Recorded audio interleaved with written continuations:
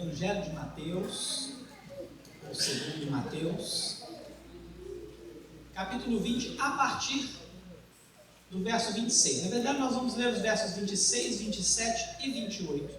Depois nós vamos meditar a partir do verso 20. Mas nós vamos ler juntos, todos juntos, em uma só voz, Mateus, capítulo 20, verso 26, 27 e 28. Logo depois da leitura, você vai manter a sua Bíblia aberta, para que nós possamos então meditar no texto.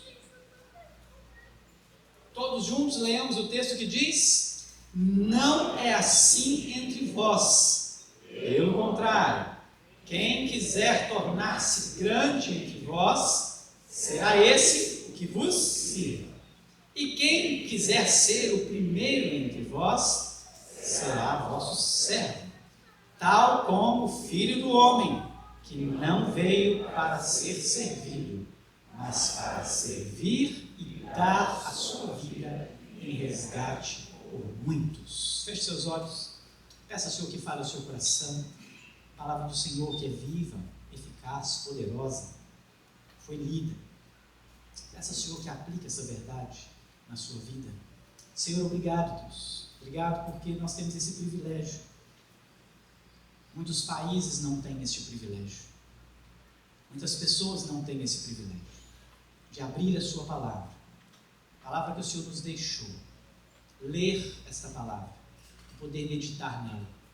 E que essa noite seja uma noite extraordinária para o nosso crescimento, para o nosso desenvolvimento, para a honra e glória do Senhor Jesus. Que a minha boca se cale, o teu Espírito Santo fale por meio da sua palavra. Em nome de Jesus. Amém. Imagine você se deparar com uma pessoa, amigo, alguém do seu trabalho, ou até mesmo um familiar, que chama você e diz assim: olha, eu quero ser cristão, eu quero ser como você, mas eu queria saber uma coisa, depois que eu me tornar um cristão, eu tenho que fazer o quê?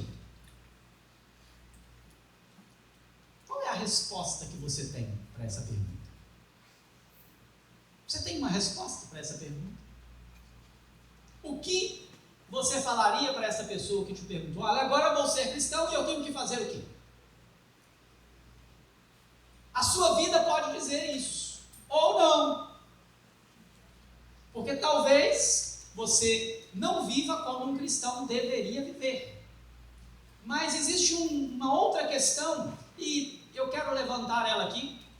Talvez você responderia coisas boas para essa pessoa e dizer: olha, agora você vai precisar ser uma pessoa que tem que mudar a maneira de viver. E aí, como um bom perguntador, eu vou ser essa pessoa que está questionando você, então.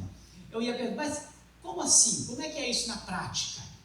E aí você então começa a dizer para ela assim: você precisa agora começar a ler a Bíblia. Você não lia a Bíblia, então você agora começa a ler mais a Bíblia. E você diz para ela assim: então agora você também é uma pessoa que vai começar a orar mais.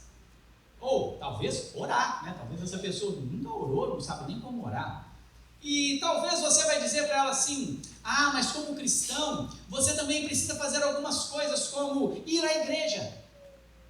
E você vai precisar ir à igreja. Olha, lá na nossa igreja nós temos culto às terças-feiras, e lá nós fazemos culto de oração. Olha, lá na nossa igreja tem pequenos grupos. Então agora, você como cristão, você precisa começar a frequentar pequenos grupos durante a semana. Olha, agora você como cristão, existe no domingo uma escola bíblica dominical, e você como cristão, você agora precisa estar na escola bíblica dominical, e no domingo, porque ele é dia do Senhor. E aí eu estou falando de um crente bem fervoroso, que ele já veio no culto da terça-feira.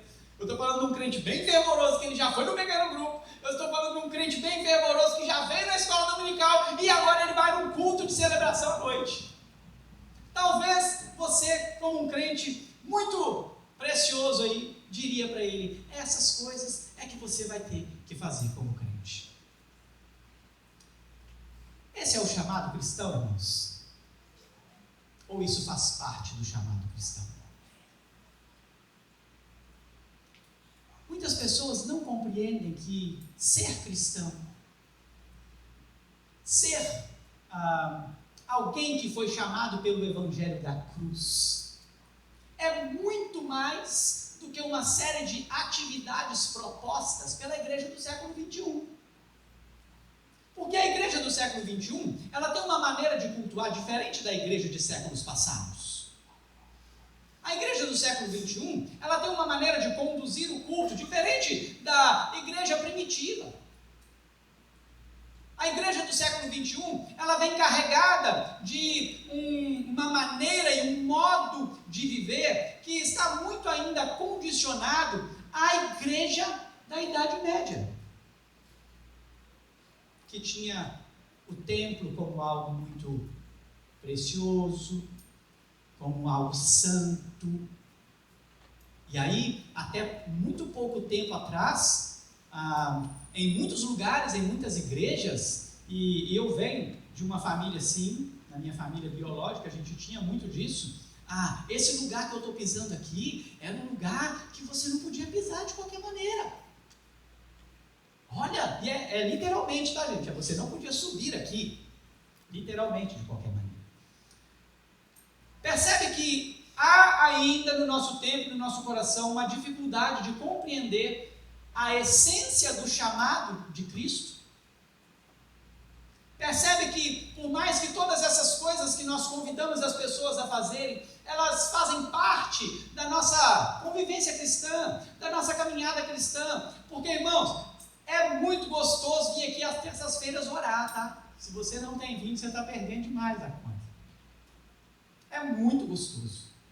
É tempo que nós chegamos aqui, nós colocamos nosso coração diante do Senhor, nós choramos diante do Senhor, nós temos o privilégio de interceder por pessoas e depois ouvir que, sabe aquela pessoa que a gente orou?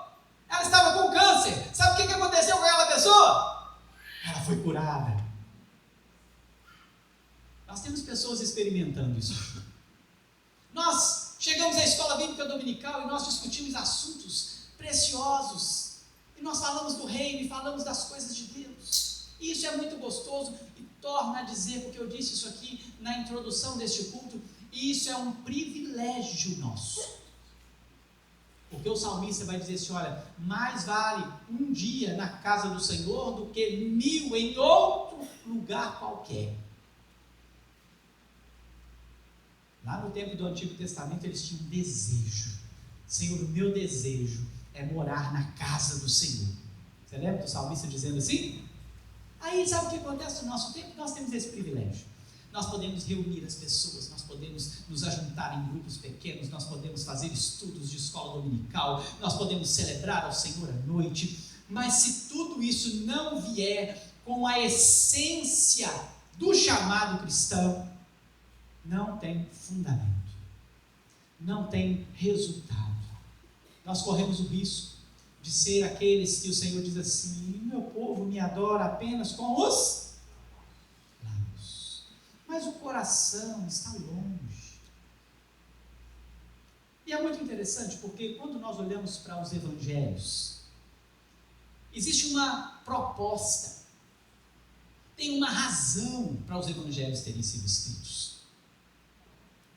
Quando nós lemos evangelhos, nós precisamos saber aqui, primeiro, dividir aqui evangelhos sinóticos do evangelho de João. Porque nós temos que entender que os evangelhos sinóticos, Mateus, Marcos e Lucas, eles têm uma ênfase. Eles estão apresentando Jesus. Então, os 4 evangelhos estão falando de Jesus, estão mostrando a pessoa de Jesus, mas os evangelhos sinóticos, Mateus, Marcos e Lucas, eles estão tratando na ênfase do reino. Jesus é apresentado nestes evangelhos como o rei, como aquele que vem reinar, como aquele que vem separar o seu povo. E estes evangelhos, eles trazem no coração dos discípulos algo que parece, num primeiro momento, uma retomada de poder. Os discípulos, por muito tempo ali na caminhada com Jesus, estavam esperançosos de que Jesus ia destronar Roma, ia acabar com Roma, e Roma seria destruída, e eles sabiam que Jesus era o Messias prometido no Antigo Testamento. Eles não estavam neutros a essa verdade. Eles acreditavam que esse Jesus que havia sido prometido no Antigo Testamento, na lei que eles tinham nas mãos, eles tinham uma lei nas mãos que apresentava esse Messias, e eles diziam, olha, esse é o Messias. Encontramos o Messias. A expectativa deles era de um Messias que viria a reinar neste mundo, nesta terra, um governo humano. Mas sabe o que é interessante? Enquanto Mateus, Marcos e Lucas estão falando de reino, João está falando de divindade. João está dizendo que Jesus é Deus, que Jesus não é um homem qualquer, que Jesus não é aquele que vem simplesmente para fazer aqui reinar humanamente falando, porque João vai trazer a expectativa da divindade de Jesus. Apesar dos 4 evangelhos tratarem do mesmo tempo, do mesmo assunto, eles trazem então as ênfases diferentes. E quando nós olhamos então para esse texto, há uma expectativa de um rei que vem então tomar o poder. Agora, sabe o que é interessante? Se você observar, até aqui, no capítulo 20, Jesus já havia dito pelo menos 3 vezes que ele deveria morrer. A primeira vez, Jesus vai dizer lá no capítulo 20, no capítulo 16. No capítulo 16, Jesus vai dizer que vai morrer, e aí Pedro diz assim, não fala isso, Senhor. Não fala isso. Lá no capítulo 16, a partir do verso 21, você tem um Pedro questionando Jesus, e Jesus diz para ele assim, arreda-te, Pedro. Olha o que está acontecendo nesse texto de Mateus 16.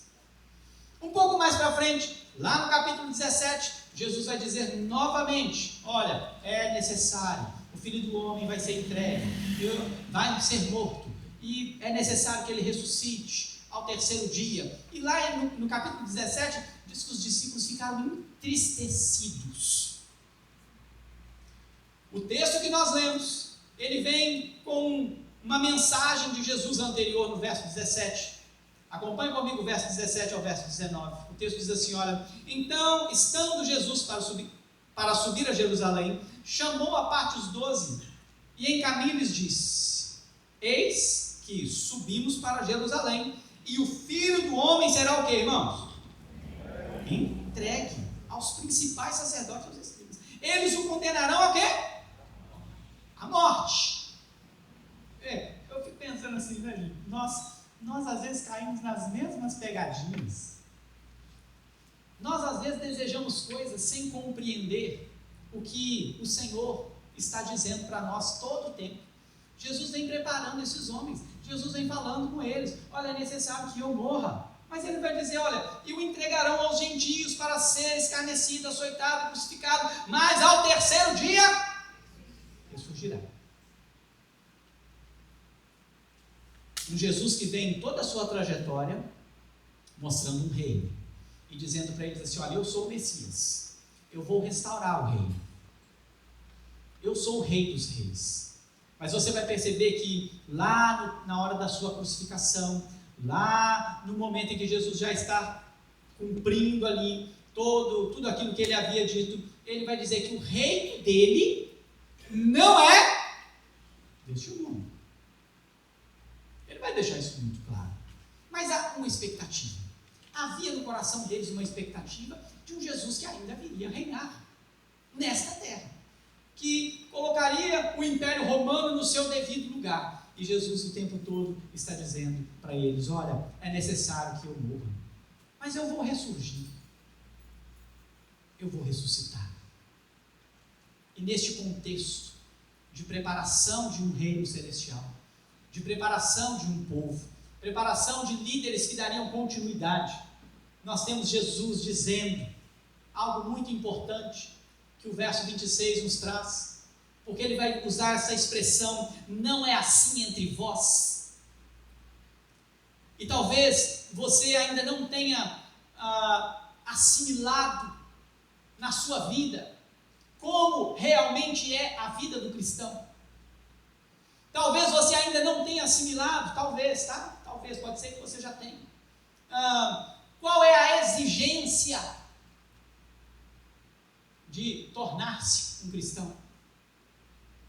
Talvez você ainda não tenha compreendido que ser cristão vai muito além de ir à escola bíblica dominical, ao culto de oração, ao culto de celebração aos domingos à noite. Talvez ainda nos falte a compreensão do que é realmente ser um servo. E quando nós entramos neste tema sobre o serviço, eu quero falar com você hoje sobre o chamado para servir. Antes de nós entrarmos no texto, eu vou mostrar para você uma grande dificuldade que existe no nosso tempo. Existe uma grande ênfase em ser ovelha. As pessoas querem ser ovelhas. E a Bíblia diz sobre ovelha, o Novo Testamento ele fala sobre ovelha. Mas, não sei se você sabia, essa expressão, esse tratamento de ovelha, ele aparece no Novo Testamento por volta aí de 25 vezes, contando que a maioria delas está nos Evangelhos, e Pedro vai citar, Pedro vai falar sobre ovelha, 25 vezes, 25. E quem não quer ser ovelha, irmãos? Quem não gostaria de ser ovelha? Ovelha é cuidada, ovelha é alimentada, ovelha tem um pastor. Agora pense comigo, toda vez que os textos vão falar sobre ovelha, eles vão colocar um pastor. Quem é o pastor das ovelhas? Quem que é o pastor das ovelhas? Jesus. Não há outra ênfase. Todas as vezes que a palavra do Senhor vai tratar alguém como ovelha, ela vai dizer que Jesus é o pastor. Ele é o pastor das ovelhas. Ele é o bom pastor que dá a vida pelas suas ovelhas. Mas nós estamos num texto que não está chamando ninguém de ovelha. Nós estamos num texto que não está tratando ninguém como ovelha, porque apesar de Jesus ser o pastor que cuida das ovelhas e que dá a vida pelas ovelhas e que sabe a fragilidade das ovelhas, esse texto está falando sobre servo. Sabe quantas vezes a palavra servo e a expressão servo aparece no Novo Testamento? Quem quer chutar aí? Você não é adivinho não, mas quem quer chutar aí? Quantas vezes? Dá um grito aí que eu vou ouvir você. Sabe não? Ninguém se arrisca? 1000? Você foi longe demais. De 25 para 1000 está muito. Pensa comigo. 25 vezes ovelha. Servo. 135 vezes no mínimo. Olha a proporção. Nós somos mais servos ou mais ovelha? Se eu for considerar a proporção, eu sou mais servo do que ovelha. Por que eu sou ovelha? Porque eu tenho um Jesus que é o bom pastor, que deu a vida por nós. Eu sou ovelha porque eu sou fraco, eu sou cego, eu sou incapaz. Se ninguém me der alimento, eu não vou conseguir me alimentar. Eu sou ovelha porque se eu não tiver um pastor que me conduz às águas tranquilas, as águas vão me afundar. Eu sou ovelha porque eu sou alguém que não tem capacidade de fazer nada sozinho. Então eu preciso de um pastor que cuida das ovelhas. Então quando o salteador vem, ele vai lá e ele expulsa o salteador, e ele cuida das ovelhas. E a ovelha, quando está ferida e quando está machucada, ela não consegue voltar para casa. Ela precisa que esse pastor então vá ao encontro dela. Sabe o que a ovelha diz para nós? Que nós somos fracos. Sabe o que a ovelha diz para nós? Que nós não temos capacidade de viver só. Nós vivemos em rebanho. Nós vivemos no conjunto. Uma ovelha sozinha vira petisco de quê? É de lobo. Mas Jesus, ele trata a gente como servos. E nós aprendemos aqui numa aula de escola dominical, porque alguém sempre questiona quando vai chamar a gente de servo, vai dizer assim, mas nós também somos filhos. Nós também somos filhos. E olha, e quando você vai entender a ideia de servo para filho, quando nós somos filhos, a ideia de filho é a mesma de um pai, ou a mesma de um pastor que cuida da ovelha. Nós temos um Deus que é o nosso pai e cuida de nós como filhos. Mas quando nós falamos de servo, o filho faz o que, gente? Dentro de casa. O que o filho faz? Ele precisa, no mínimo ele precisa. Se ele faz, eu não sei. Se ele está fazendo, eu não sei. Porque aí eu posso comparar o filho com a gente mesmo. Nós deveríamos fazer como filhos. E aí tem até Jesus propondo uma parábola, né, dos 2 filhos. Ele vai dizer que um filho, ele foi lá e falou assim, não, tudo bem, eu vou fazer, meu pai. Só que esse filho não fez. Aí tinha um outro filho que resmungou, falou, não vou fazer, não sei o que. Aí o filho mal, né, foi lá e fez. Nós somos servos. Você foi chamado para servir. E eu quero trazer algumas lições, porque o texto vai dizer que entre nós, entre vós, não é assim. Não é assim como? Verso 20 e 21. Leia comigo o texto. Todos juntos, em uma só voz. Verso 20 e 21, o texto diz: Então chegou a ele a mulher de Zebedeu com seus filhos, e adorando, pediu-lhe um favor. Perguntou-lhe: que queres? Ela respondeu: manda que o teu filho, que estes meus 2 filhos se assentem, uma colheita e outra você. Pronto, segura aqui. Entre vós não é assim. Não é assim com a gente. Não é assim com o povo de Deus. Não é assim o quê? Nós não buscamos primeiro lugar. Nós não buscamos lugar de primazia. Nós não buscamos lugar de holofote. Esse texto é muito interessante porque aqui aparece uma mulher. Essa mulher é a mulher de Zebedeu. Dentro da cultura, ou dentro da tradição reformada, os teólogos acreditam que essa seja Salomé. E essa Salomé possivelmente era irmã de Maria. Calvino defende, William Hendrickson defende essa teoria, e é possível que seja. Então há uma petição de alguém que de alguma maneira tinha um certo grau de parentesco com Jesus, então está dizendo assim: Senhor, olha, dá uma força para os meus filhos aqui, nós somos parentes, né, Jesus? O Senhor é Jesus, o Senhor é o rei, o Senhor vem reinar. E essa mulher aparece aqui, e por incrível que pareça, ela não aparece lá no texto de Marcos capítulo 10, porque a gente entende que não há contradição, mas há aqui uma ênfase de Mateus em querer dizer assim: olha, tem uma mulher aqui envolvida, essa mulher é a mulher de Zebedeu, ela é a mãe de Tiago e João, mas a resposta vem para Tiago e João. Ele pergunta para eles. A mulher diz: olha, eu quero falar com o Senhor. Adoraram o Senhor e pediu um favor. O Senhor vai dizer: o que é que você quer? Ela vai dizer: pede que meus filhos se assentem. Mas lá no verso 22, Jesus vai responder assim: olha, não sabeis o que pedis. Podeis vós beber o cálice que eu estou para beber? E a pergunta já é direcionada para Pedro e João, ou para Tiago e João. Tiago e João agora é o centro da história. E aí, vocês dois, vocês estão preparados? É isso mesmo que vocês querem?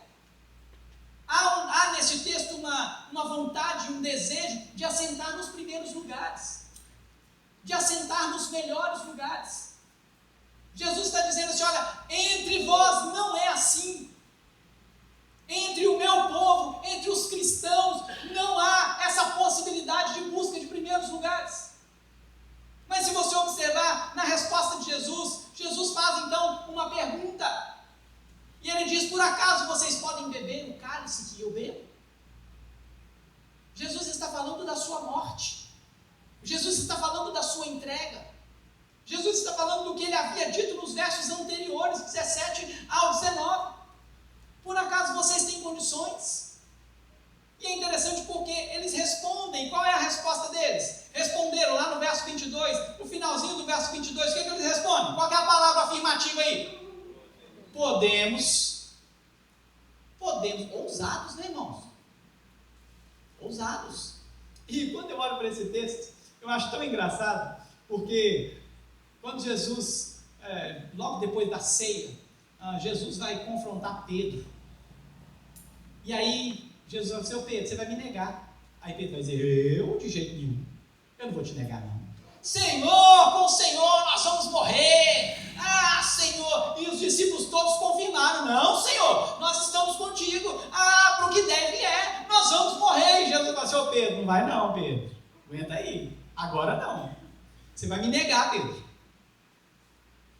E aqui nós temos Tiago e João dizendo assim: podemos. Lá na frente, após a ceia, já no momento da crucificação, na entrega de Jesus, eles eles estão batendo o pé e afirmando, sim, nós vamos, nós podemos. Mas quando Jesus então é pego, o que acontece com os discípulos? Sobrou algum, irmão? O que Pedro faz? Cumpre a palavra de Jesus. Nega o Senhor 3 vezes. 3 vezes. Mas é interessante porque, ao responder ao verso 23, vamos ler comigo o verso 23, aí a parte A do verso 23, a primeira frase, todos juntos, o texto diz: então lhes disse. Afirmação, segura aí. Tem uma afirmação aqui, vocês vão sim. Vocês só não estão sabendo como, quando. Vocês ainda não fazem ideia do que vai acontecer. E quando nós olhamos para a vida dos discípulos, principalmente Tiago e João, nós entendemos que eles viveram e beberam. Robert Little, ele diz que Tiago morreu uma morte de mártir, enquanto João viveu uma vida de mártir. E nós podemos ver isso na própria Escritura. Eu não sei se você já havia reparado isso, mas em Atos 12, verso 1 e 2, diz que Tiago morreu a fio de espada. Tiago, irmão de João. A história da morte de Tiago, diferente da de outros discípulos, de outros apóstolos que foram registradas em outros livros, em outros textos, Tiago tem a sua morte registrada em Atos capítulo 12, verso 1 e 2. Quando nós olhamos para a vida de João, João tem a sua vida registrada em Apocalipse 1:9. Apocalipse 1:9 vai dizer que João estava na ilha de Patmos, uma prisão. Observe que eles naquele momento não sabiam que a vida deles realmente seria uma vida de martírio. E Jesus então confirma e diz assim: certamente vocês vão beber o cálice que eu bebo. Você convidaria alguém para ser cristão? Ou você diria para alguém, em alto e bom som, e de maneira simples, que o que ele tem que fazer para seguir a Cristo é dar a vida? Você diria para alguém e convidaria alguém para ser companheiro seu de um cristianismo, aonde ele teria que morrer, sem saber como, sem saber quando, mas sabendo por quê?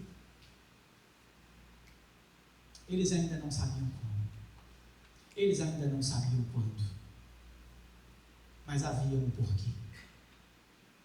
E eles morreriam, e eles morreram por causa de Jesus Cristo, o nosso Senhor. Esse texto continua, e esse texto então vai dizer que, logo no verso 24, os 10 que estavam ali próximos agora estão indignados.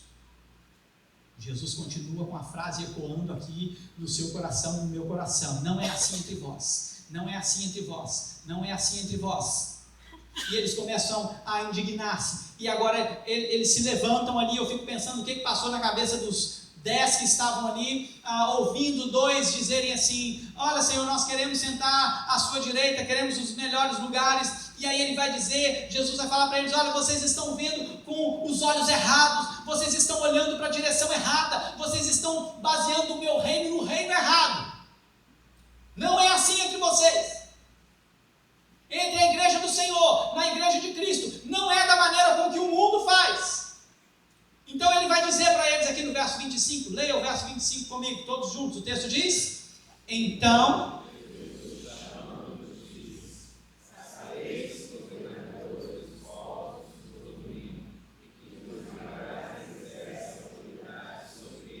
pronto, entre vós não é assim. Vocês estão olhando para um governo que existem pessoas assentadas ao lado dos governantes, dos grandes. Pessoas que assumem posição de poder e que exercem autoridade sobre as pessoas. Olha onde estão os olhos dos discípulos nesse momento, gente. Eles estão olhando para os governantes romanos. Eles estão olhando talvez para os saduceus, os fariseus e os governantes de Jerusalém. E estão dizendo assim, olha, lá entre eles, quando você tem o rei, quando você tem um governador, quando você tem alguém de alta patente, tem sempre alguém do lado deles. E essa pessoa ou essas que estão ao lado deles exercem autoridades como eles.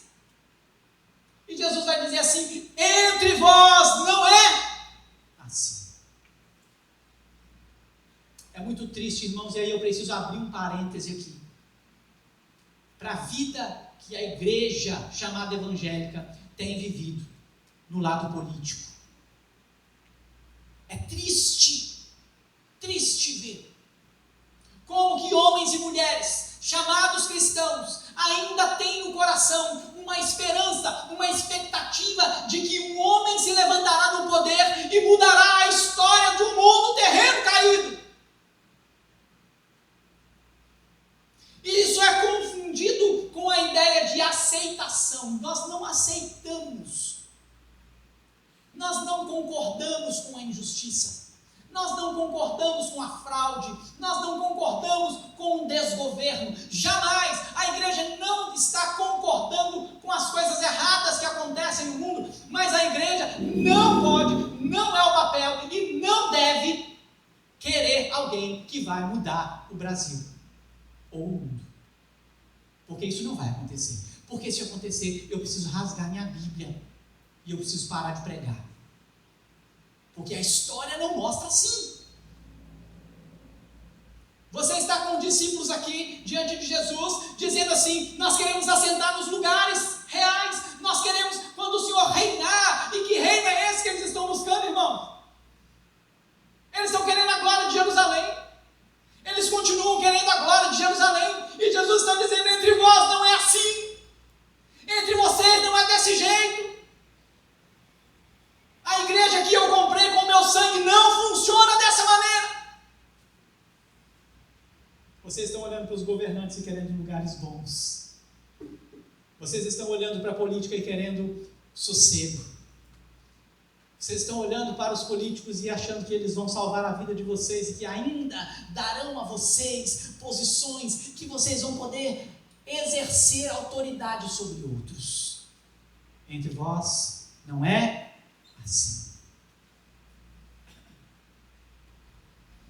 Como que é então? Jesus diz pelo contrário. Ele começa dizendo então, quem quiser tornar-se grande entre vós, será esse o que vos sirva. Sabe qual é a dificuldade de você ficar pensando exclusivamente que você é ovelha? É porque você nunca se torna servo. Enquanto você está querendo ser ovelha, você só consegue fazer alguma coisa se alguém te carregar. Enquanto você quer ser ovelha, e só ovelha, você só vai aonde alguém disse que você tem que ir.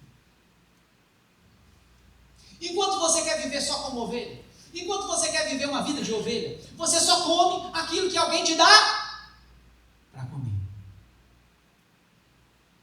Enquanto você quer viver uma vida de ovelha, e principalmente ovelhas que não querem viver em rebanho,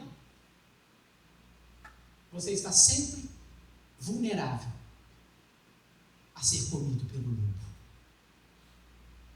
a ser levado pelo salteador. Mas o Senhor Jesus, em todo tempo e em todo momento, na toda a sua história, toda a sua caminhada, toda a sua trajetória, Ele está chamando a gente para servir. E sabe o que é interessante, irmãos? Tem um modelo. Ele não está chamando a gente para servir e fazer um tanto de atividades que os homens inventaram. Ele diz assim, olha, entre vós não é desse jeito, as coisas não são como vocês estão olhando lá no mundo, entre vós não é assim, ó, se você quer ser grande aqui, você tem que servir, mas servir como quem? É o verso 28, a primeira expressão do verso 28 aí, olha, é tal como é o serviço cristão, como você deve servir. Muita gente confunde o serviço cristão com a primazia dos títulos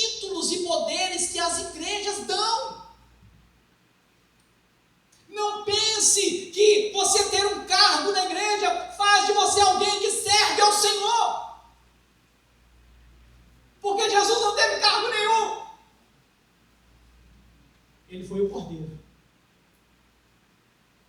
Ele é o Rei.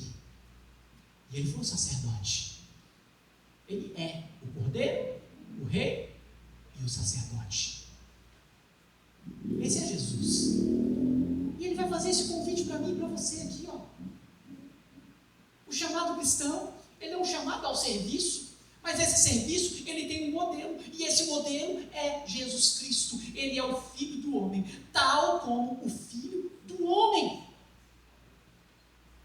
Olhe para a sua vida, olhe para a sua caminhada e reflita. Jesus viveria a sua vida?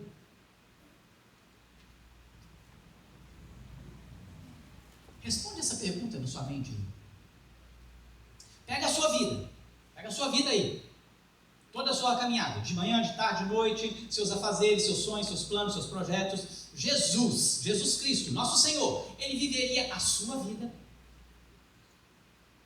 Se Jesus não viveria a sua vida, você precisa rever, para que você então possa viver a vida que Jesus então viveu e quer que nós vivamos. Porque entre nós é assim.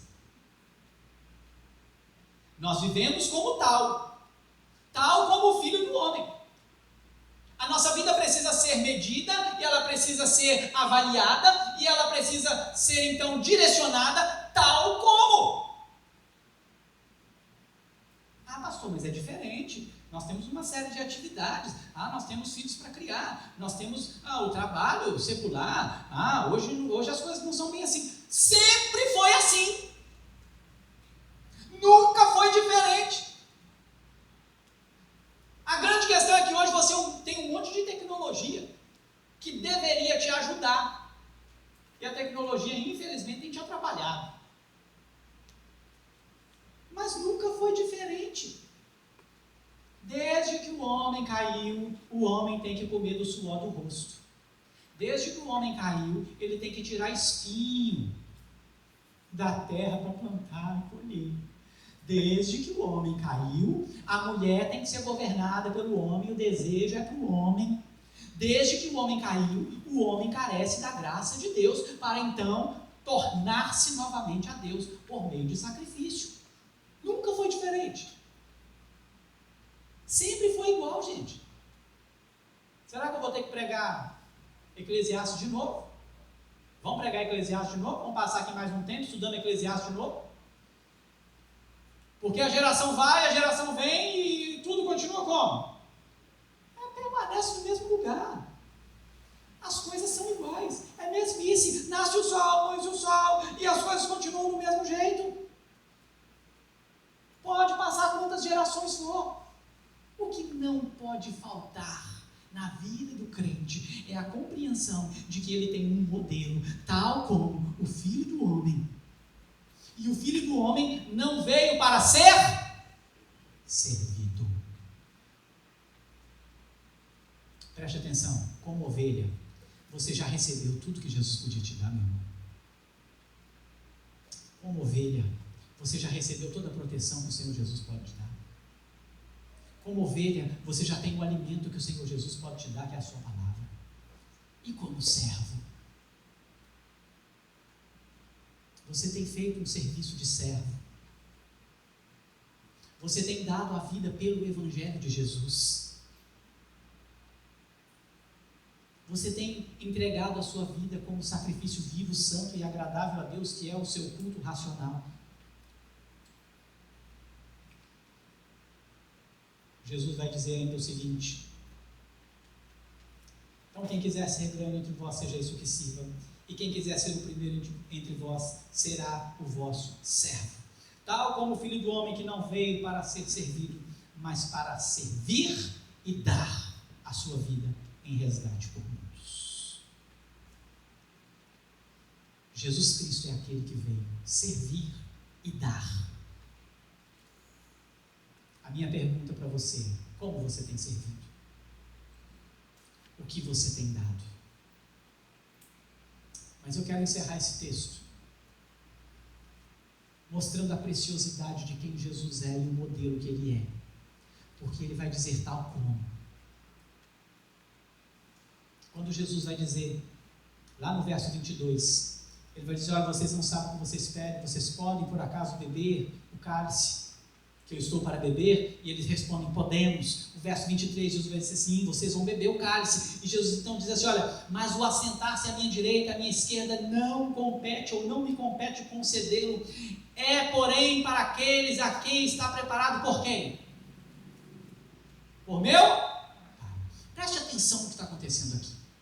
Jesus é Deus, mas Jesus, na forma de servo, assumindo a forma de servo, Jesus está mostrando aqui para eles, olha, é assim que vocês precisam viver, na confiança de que nós temos um Deus que dirige a nossa vida e nos coloca aonde Ele deseja pôr.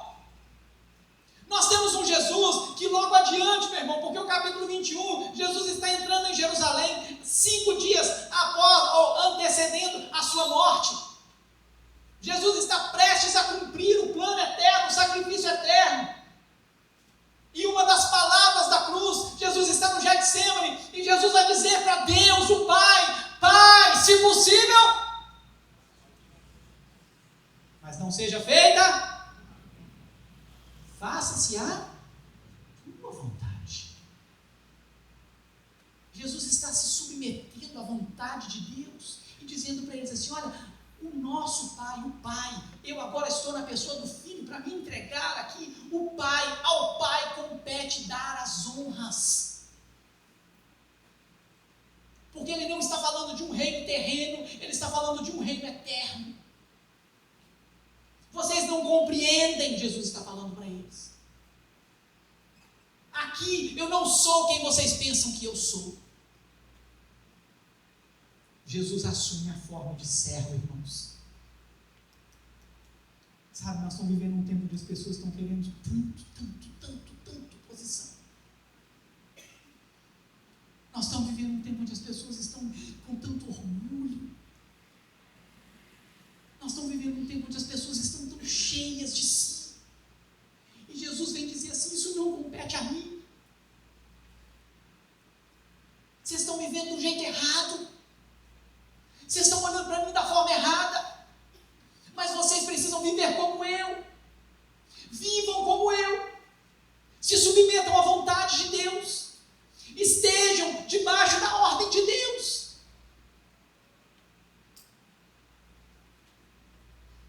Mas esse texto ele é tão mais profundo do que isso, irmãos. Porque lá no verso 26, e agora, olhando para Jesus, então perceba que Jesus está mostrando para eles assim, olha, aqui não compete, vocês estão olhando para mim de um jeito diferente. Aqui eu estou como servo, eu vim para servir. E lá no verso 26, quando ele vai dizer assim, olha, não é assim entre vós, pelo contrário, quem quiser tornar-se grande entre vós, será esse o que vos sirva. Nós precisamos olhar para o texto de Hebreus. Hebreus capítulo 1. Lá no texto de Hebreus, capítulo 1, nós vemos o seguinte relato do autor aos Hebreus.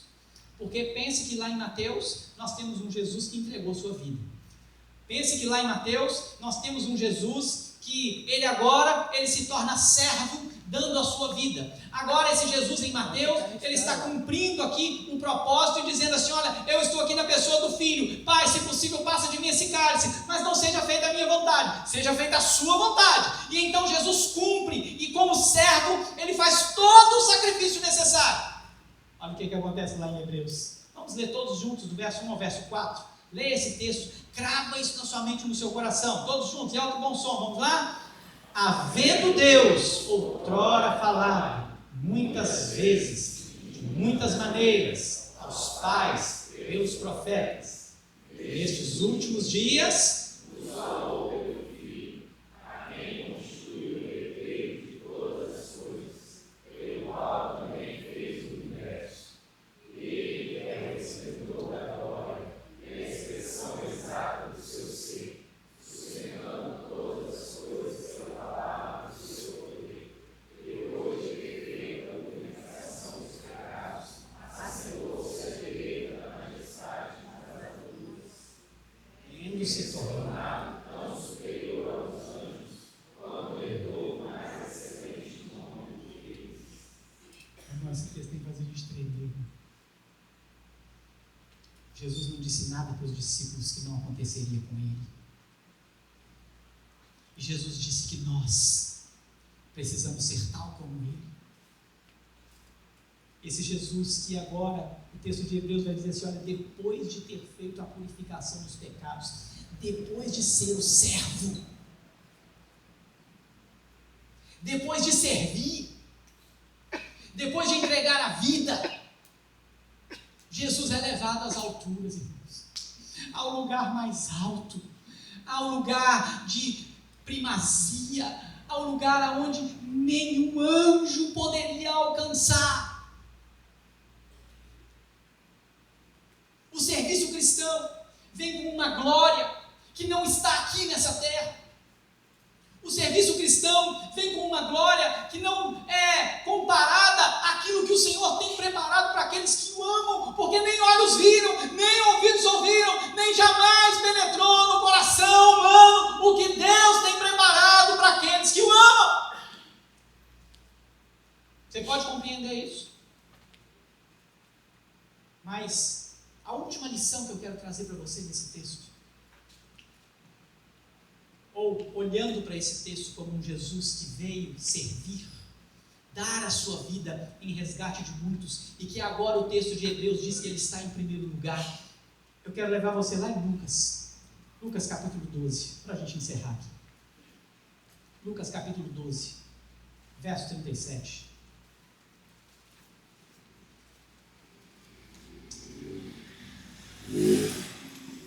Eu confesso para você que eu nunca tinha pensado nessa ligação e como que isso mexeu comigo. Lucas 12, a partir do verso 35, o texto diz assim, olha: cingido esteja o vosso corpo e acesas as vossas candeias. Sede vós semelhante a homens que esperam pelo seu Senhor, ao voltar ele das festas de casamento, para que quando vier e bater a porta, logo lhe abra. Verso 37 e 38, você pode ler comigo? Bem alto, bem forte, vamos lá? Bem-aventurados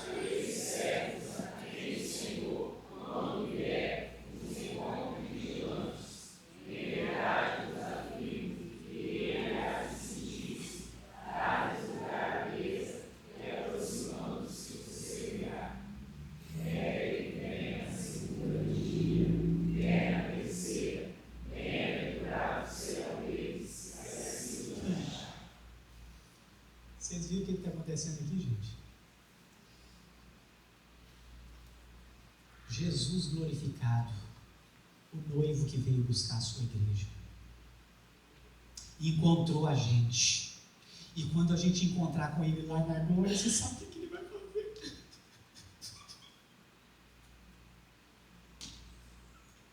Ele vai servir a gente. Você não entendeu isso não?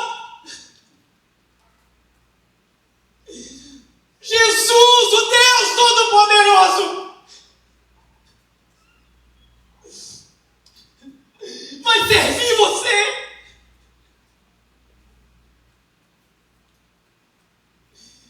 Pode parecer que ele está demorando, pode parecer que ele não vem, mas ele vem, e ele quer encontrar você com a candeia acesa. O que está faltando, meu irmão?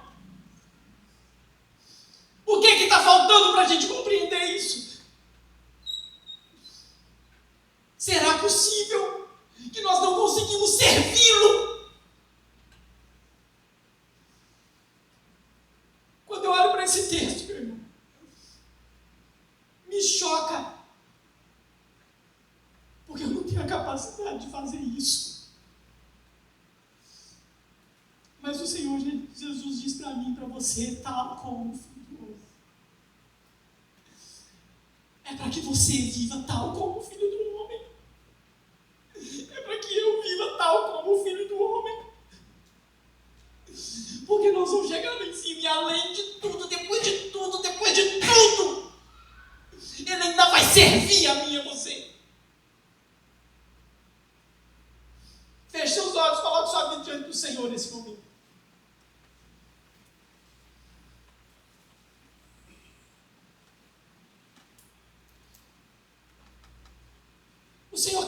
sua vida, a sua história, meu irmão. O Senhor quer muito mais do que um povo que fica na igreja, enfadonho de ir na igreja. O Senhor quer um povo que serve. O Senhor quer um povo que serve uns aos outros.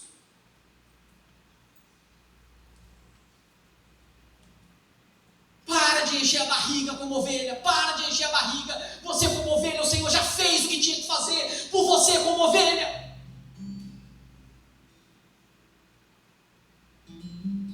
Para de ficar engordando. Para de ficar engordando. Para de andar sozinho. Começa a servir. Começa a servir. Servir. Dá a sua vida.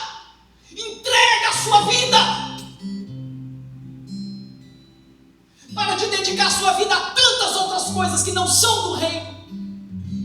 Para de buscar a primazia que não é do reino.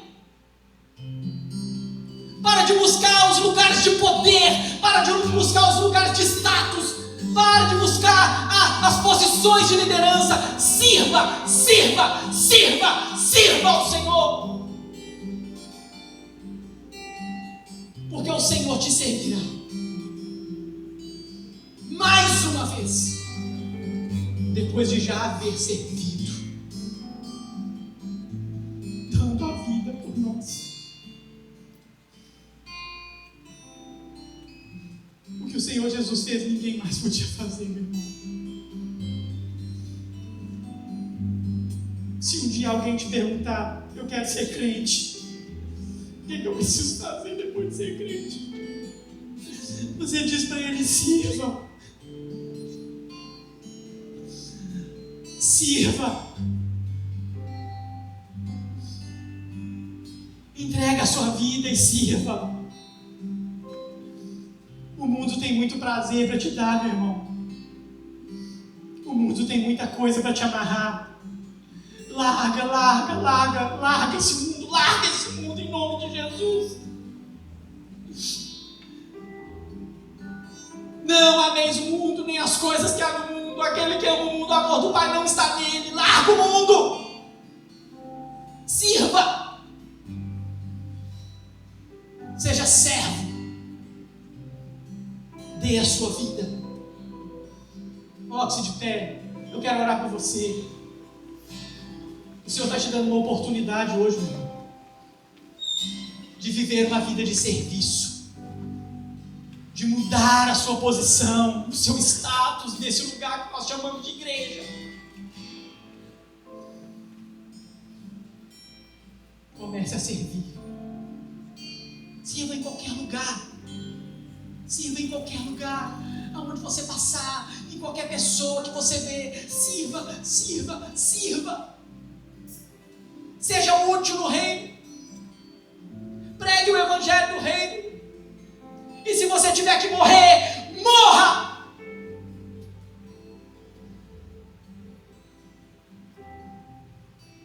Deus, em nome de Jesus, queremos ser como o Senhor, tal como Jesus Cristo.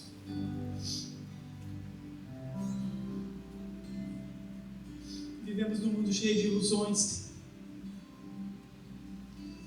cheio de prazeres. E o Senhor Jesus mesmo disse que nos últimos dias falsos homens se levantariam e enganariam, se possível, até os eleitos. Falsas promessas, ilusões religiosas. Mas o Senhor nos chama a servir.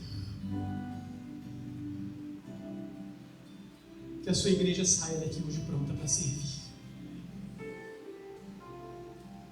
E Deus não nos deixe esquecer, Senhor, que quando nós chegarmos e formos encontrados pelo noivo, o Senhor nos servirá mais uma vez. Não deixe a gente esquecer, Senhor. Porque esse mundo de ganância faz a gente querer mais.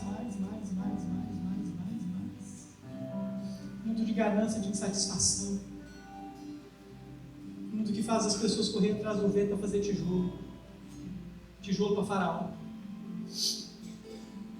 Mas o Senhor nos serviu, e o Senhor nos servirá na eternidade. E nós o serviremos por toda a eternidade. Depois de assentar à mesa com o Senhor, depois de termos, ó Deus, um tempo de ser servido com o Senhor, nós o serviremos por toda a eternidade. Que essa verdade mova o coração dessa igreja a servir com todo o ímpeto, com todo o amor, em nome de Jesus. Leva-nos em paz, nos conduza, Senhor, uma semana de serviço, a uma vida de serviço, para a glória do Senhor, em nome de Jesus. Amém.